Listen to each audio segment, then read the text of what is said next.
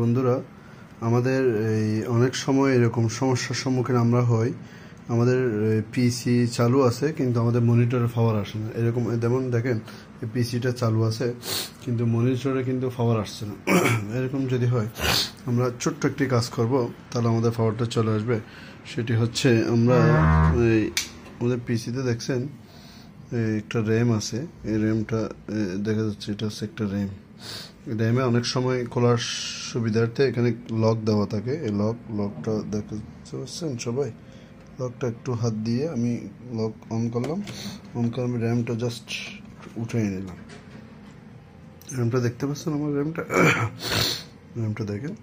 র্যামটা তোলার পর আমি কি করব, আমি দেখাচ্ছি না, আপনাদেরকে বলে দিচ্ছি। এই যে আমরা এই পেন্সিলের লেখার যে ইয়াগুলো আছে, রাবারগুলো আছে, সেই রাবার দিয়ে আমরা একটু করে কি করে দিব, র্যামটা একটু করে ঘষে দিব।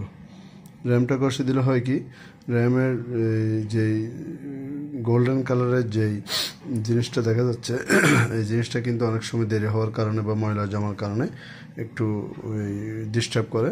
তো আমরা যদি একটু ইরেজার দিয়ে ভালো করে পরিষ্কার করে দিই উভয় পাশে, তাহলে দেখবেন যে, আপনারা এভাবে ট্রাই করে দেখেন। আমি ট্রাই করে দেখছি যে এটা আমার কাজ হয়েছে। ইরেজার দিয়ে একটু করে ঘষা মজার পর তারপরে আমরা র্যামটা আবার লাগাই দেখবো, তাহলে দেখবেন ইনশাল্লাহ কাজ হয়ে যাবে। দেখুন, সব কিন্তু ক্লিয়ার, আস্তে আস্তে ফিস অন হয়ে গেছে। জাস্ট র্যামটা একটু ক্লিয়ার করে দিবেন। এটা মনে রাখলে হচ্ছে এটা সহজ একটি কাজ। আর এর চেয়ে বড় জটিল হলে, যদি র্যাম পরিষ্কার করে না আসে, তখন হার্ড ডিস্ক একটু সেমভাবে একটু উলটপালট করে লাগাই বা একটু পরিষ্কার করে দিলে আশা করি হয়ে যাবে।